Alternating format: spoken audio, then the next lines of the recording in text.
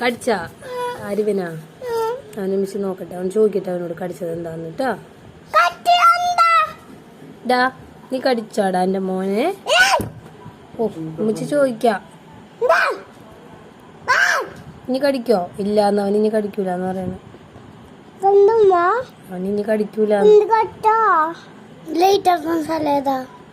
ഇവിടെ ബാക്കിൽ ഇപ്പൊ മറിയൂട്ടാ. ഇനി കടിക്കോ നീ? ഇല്ലാന്ന്. പൊക്കോളാൻ പറ അസു.